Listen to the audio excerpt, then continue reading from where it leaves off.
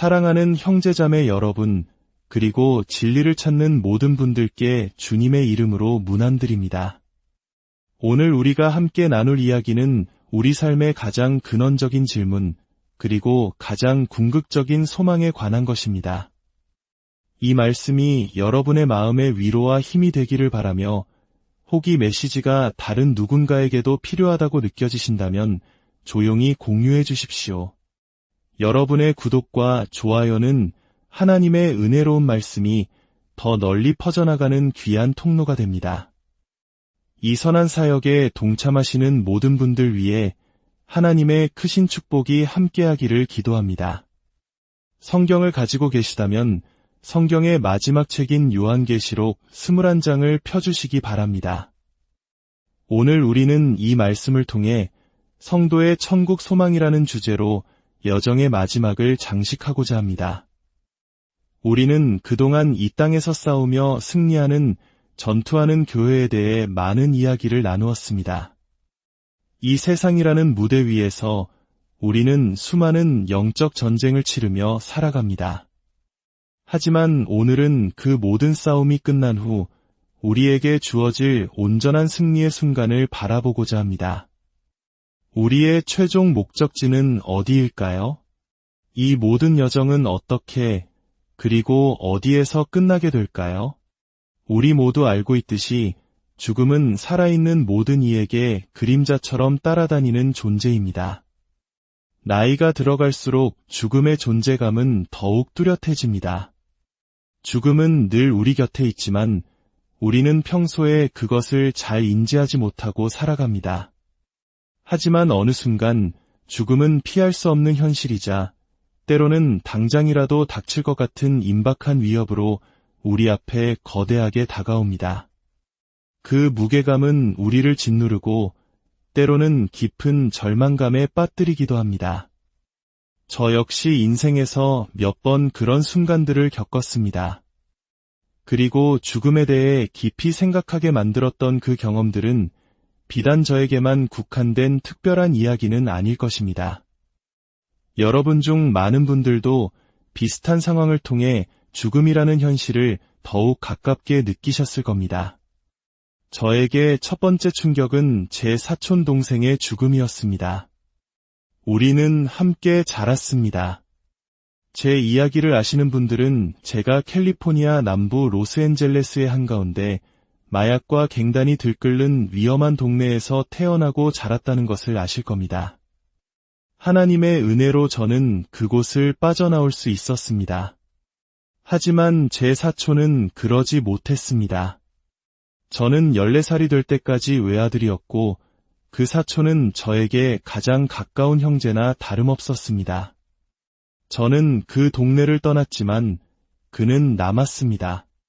그리고 16살의 나이에 잘못된 마약 거래에 휘말려 총에 맞아 세상을 떠났습니다.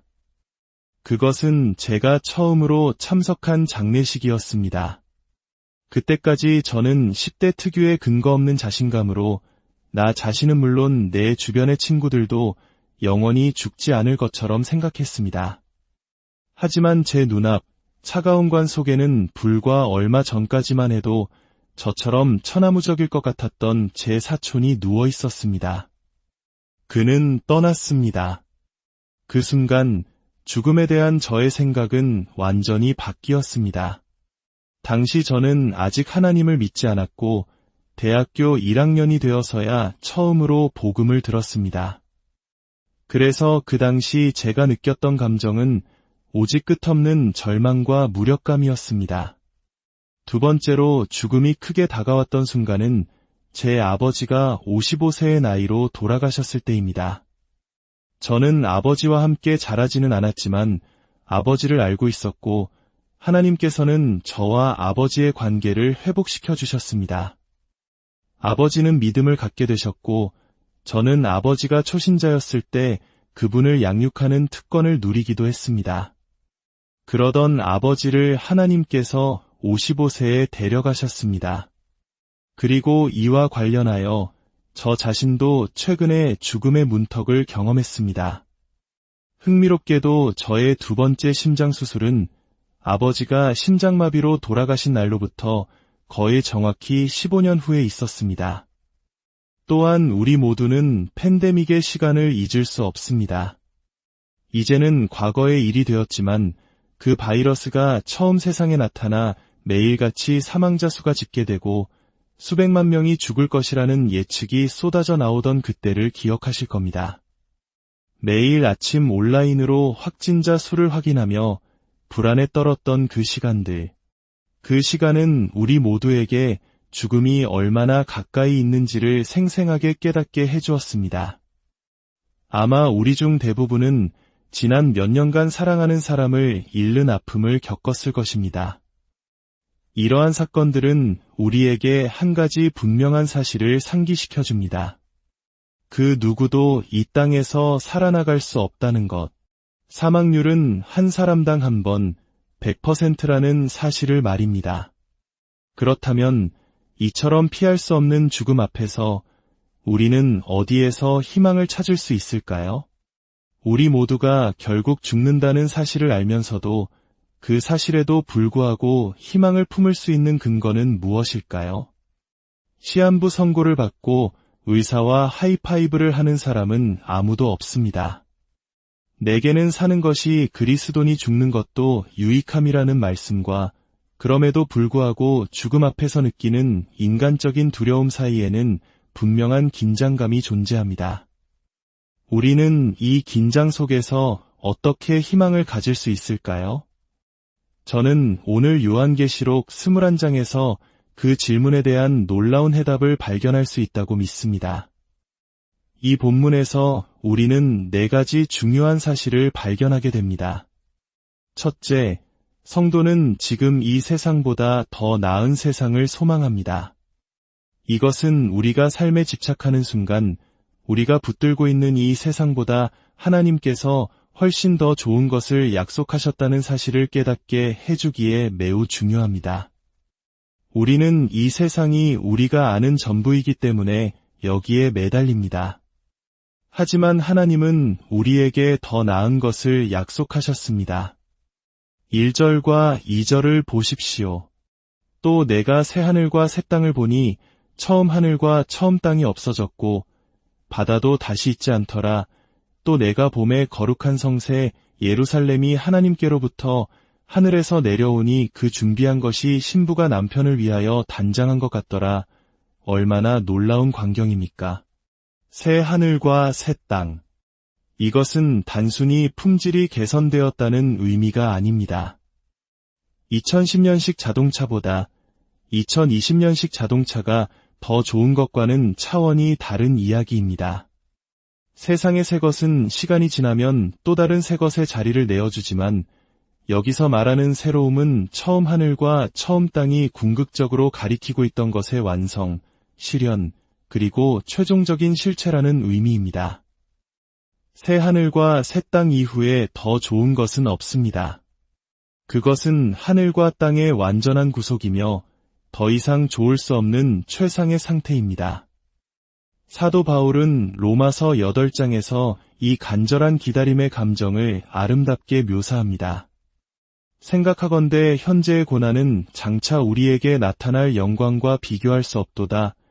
피조물이 고대하는 바는 하나님의 아들들이 나타나는 것이니 그 바라는 것은 피조물도 썩어짐의 종 노릇한 데서 해방되어 하나님의 자녀들의 영광의 자유에 이르는 것이니라. 우리 몸의 구속, 즉 우리 몸의 궁극적인 구속과 이 땅이 경험하게 될 구속 사이에는 이처럼 긴밀한 관계가 있습니다. 썩을 것으로 심고 썩지 아니할 것으로 다시 살아나며 욕된 것으로 심고 영광스러운 것으로 다시 살아나는 우리 몸의 부활처럼 이 새 하늘과 새 땅은 타락하고 부패했던 모든 것의 완전한 회복입니다. 창세기 3장에서 인간의 타락 이후 사람뿐만 아니라 세상 자체도 썩어짐의 종노릇 해왔습니다. 하지만 이제 그 모든 부패가 끝나고 단순히 더 나은 세상이 아닌 완전히 새롭게 구속받은 하늘과 땅이 임할 것입니다. 그 구속은 존재하는 것뿐만 아니라 부재하는 것을 통해서도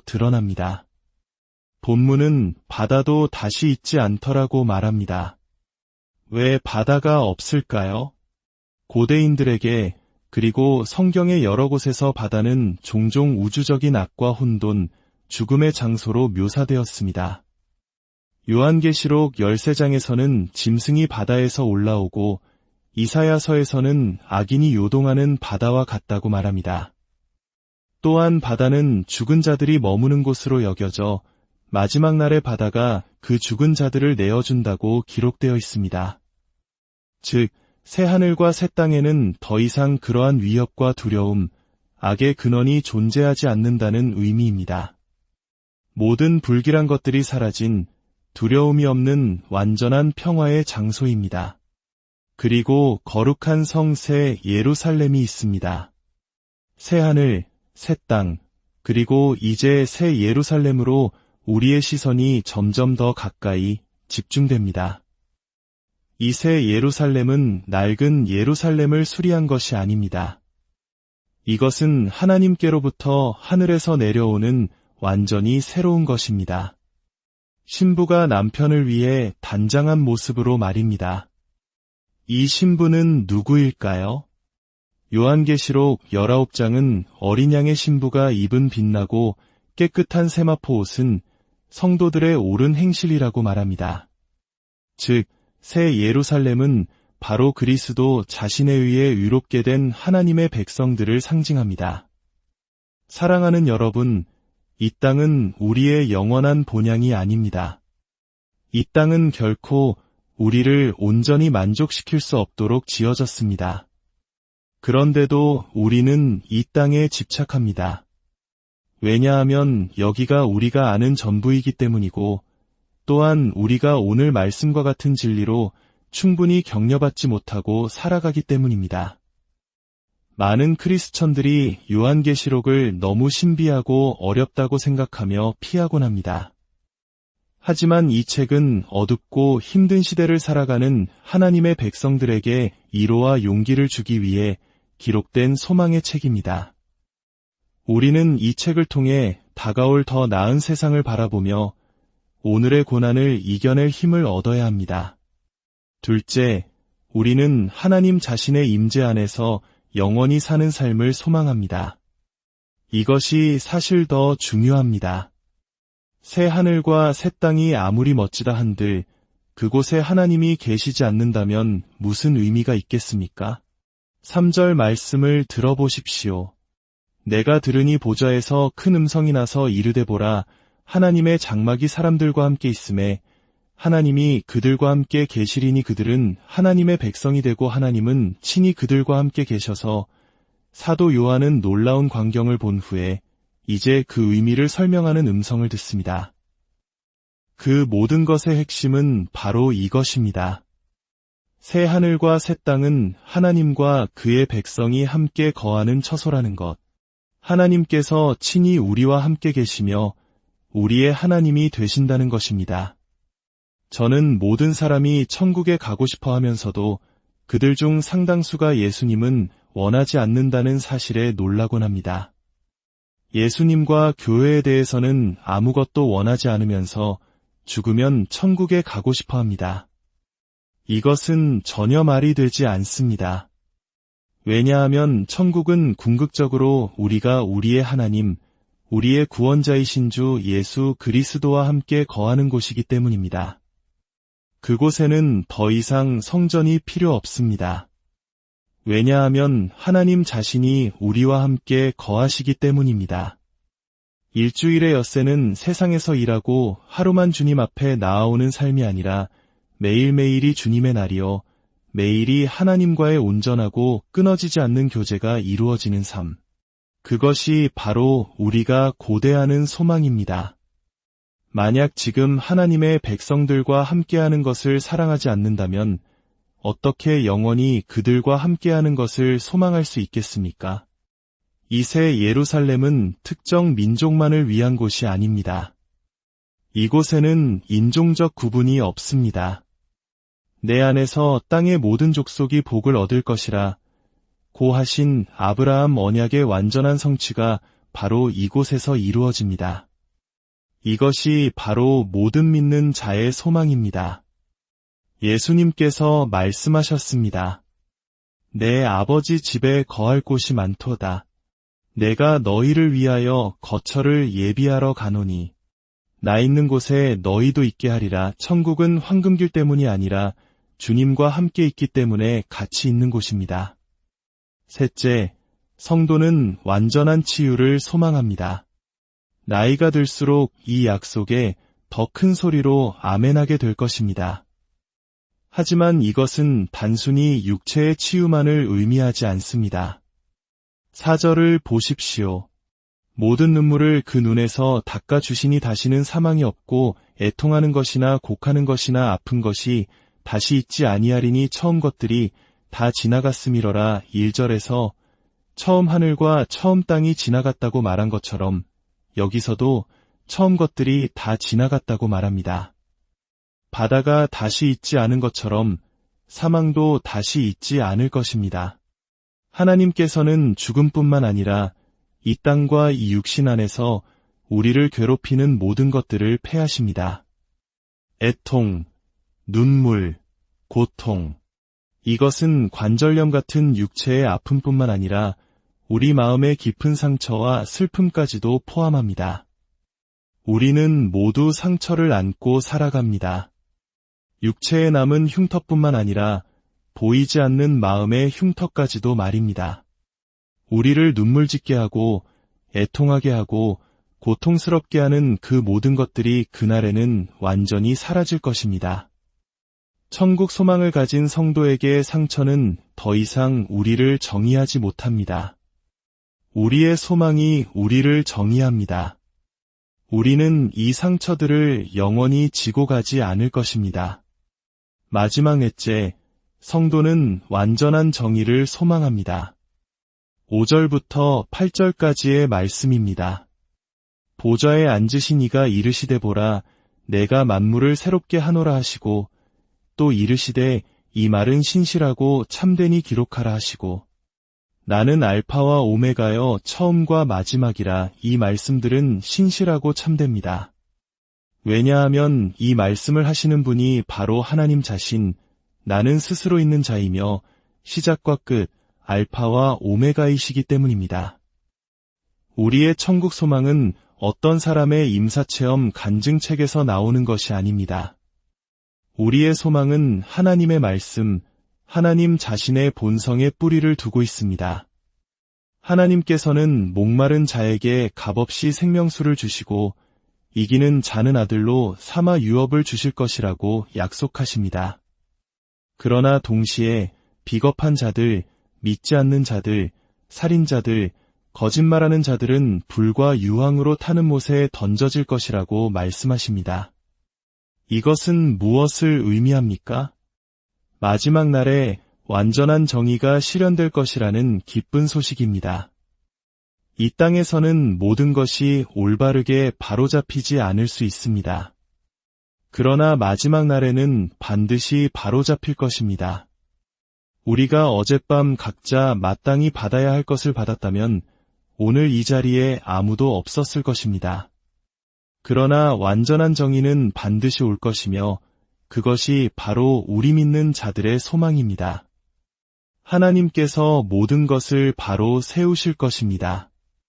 사랑하는 여러분, 이 약속들은 의심의 여지가 없습니다. 왜냐하면 이 약속을 하신 분은 인간 아버지와 같지 않기 때문입니다. 저는 한 사람의 아버지로서 아이들에게 약속하는 것을 매우 조심해야 한다는 것을 배웠습니다. 왜냐하면 저는 미래를 예측할 수도 통제할 수도 없기 때문입니다. 제 능력은 유한합니다. 하지만 하나님은 그렇지 않으십니다. 그분은 알파와 오메가, 시작과 끝이십니다. 그분은 하나님이 원하시면 너희에게 천국 소망이 있을 것이다 라고 말씀하지 않으십니다. 그분은 이렇게 선포하십니다. 이것이 너희의 천국 소망이다. 왜냐하면 내가 하나님이기 때문이다. 그러므로 사랑하는 여러분, 시련과 유혹에 직면할 때 죽음의 그림자가 유난히 짙게 드리워지는 인생의 순간을 마주할 때 이 소망을 굳게 붙드시기 바랍니다. 죽음과 마주한 그 순간은 우리의 소망을 점검하고 정리할 때가 아닙니다. 우리의 소망을 굳건히 세워야 할 때는 바로 지금입니다. 왜냐하면 그 위기의 순간이 닥쳤을 때 우리는 천국에 대한 신학을 발전시킬 시간이 없습니다. 우리는 그저 이미 우리 안에 깊이 세워진 확신에 따라 반응하고 행동할 뿐입니다. 부디 하나님의 은혜가 우리 각 사람 안에 이 확신을 깊이 뿌리내리게 하시기를 기도합니다. 새 하늘과 새 땅, 새 예루살렘이 있을 것이며 우리는 그곳에서 우리의 완전하신 하나님과 완벽한 교제 가운데 거할 것입니다. 우리는 모든 면에서 온전하고 완전하게 치유될 것입니다. 그리고 완전한 정의가 마침내 이루어질 것입니다. 이것이 바로 성도의 천국 소망입니다. 함께 기도하겠습니다. 은혜로우신 하나님, 우리 주 예수 그리스도의 아버지 하나님, 세상을 창조하시고 모든 것을 지으시고 말씀의 능력으로 붙들고 계신 주권자 하나님, 그 어떤 것에도 놀라지 않으시며 마지막 날에 완전한 구속을 이루실 위대하신 하나님 앞에 겸손히 엎드립니다. 주님의 은혜로 우리 안에 이 천국의 소망을 깊이 뿌리내려 주시옵소서. 우리를 구속하기 위해 죽으시고 우리를 위해 처소를 예비하셨으며 다시 오셔서 우리를 영접하실 우리의 위대한 신랑 되신 주님, 모든 이름 위에 뛰어난 이름, 우리의 반석이시여 구속자이신 주 예수 그리스도의 이름으로 기도드립니다. 아멘. 오늘 이 말씀을 통해 여러분의 마음에 하늘의 소망이 가득하기를 축복합니다.